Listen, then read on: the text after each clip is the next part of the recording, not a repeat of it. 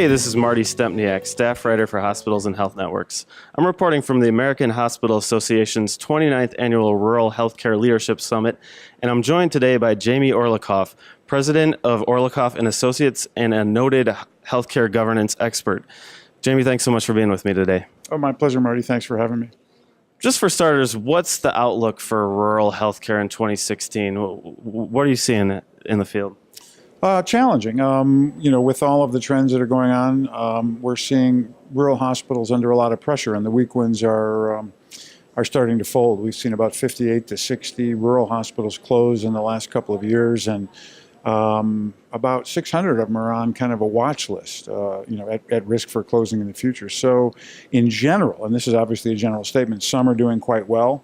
Some have already gone out of business. But in general, it's a very pressured environment for rural facilities today.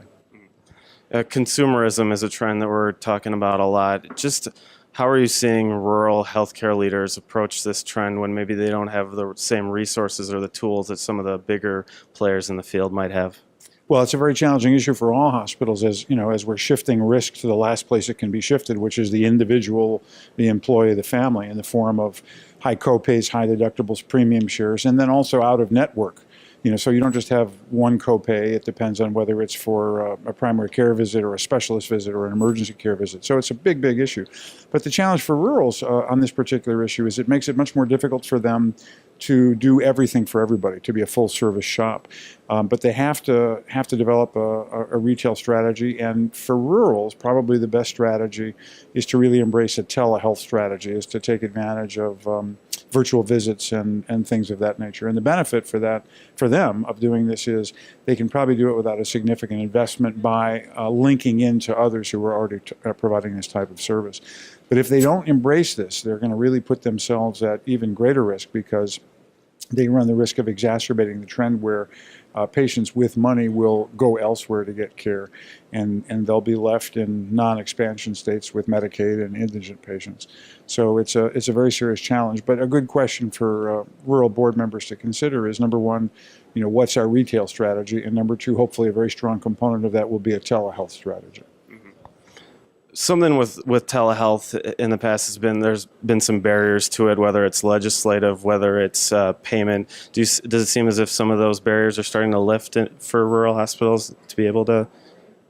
Oh, most definitely. We're seeing the legislative challenges are dropping by the wayside, and also the markets are pushing for it. So, you can, the telehealth doesn't respect state lines. So the states like Texas try to arbitrarily limit telehealth, simply drives the business to other states.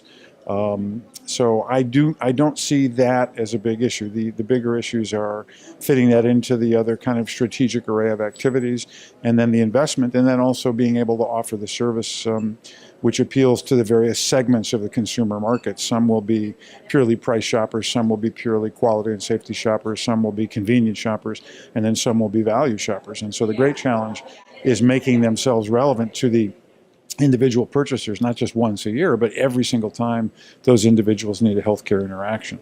And that's really what I think the great risk of the whole retail environment is. Mm-hmm. And of course, mergers and acquisitions is a big issue for rural hospitals. Do you expect the M&A activity to continue at the same clip in 2016 in the rural segment? Yes, I think that M&A consolidation is going to continue to grow. We're starting to see not just the growth of statewide systems which dominate their states, but also the emergence of regional systems which are cutting across states. And I think this can be either a blessing or a curse for rural facilities. It gives them the opportunity, if an appropriate affiliation partner presents itself, to be able to consolidate or affiliate or pursue any of the number of different affiliation strategies to be able to maintain a local presence and local services in the community. Conversely, many rurals pride themselves on their independence, and many of them are legislatively inhibited from consolidating because they're public county district authority hospitals. Now, those organizations, if they want to affiliate, are going to have to jump through a lot of hoops to be able to convert to 501c3 status first, or do something which will make it easier to facilitate an affiliation. But the facilities which are private, standalone 501c3s who really pride themselves on independence are going to have to really look in the mirror and do a very, very dispassionate self-assessment as to whether they can make it as an independent. And that's going to involve a lot of soul searching and a lot of hard number crunching to try to determine that. Mm-hmm. Just in closing, Jamie, any words of advice you'd leave for rural hospital leaders who are trying to figure out how to navigate the transformation that's going on in their field? Yeah, I would say a couple things. I'd say, first of all, don't wait. You want to make a commitment to a particular strategic course of action from a position of relative strength. Many organizations basically say, well, let's just keep doing what we're doing and seems to be working okay. And then if it changes, if we start to go into problems, then we'll look for options. And that's a very limited and limiting strategy. So I'd say, make a choice and then aggressively pursue it. Secondly, I'd say regardless of the choice that you make, whether to go it alone, whether to seek affiliation, that some of the characteristics that are going to be critical to success are going to be a really good cost structure. So tightening up on the cost side is going to be absolutely imperative, and very, very solid quality. So that's going to be one of the key kind of drivers of success, regardless of how they choose to proceed. Great. Jamie, thanks so much for being with me today. My pleasure. Thanks for having me. For H&HN, this has been Marty Stempniak. Thanks for watching.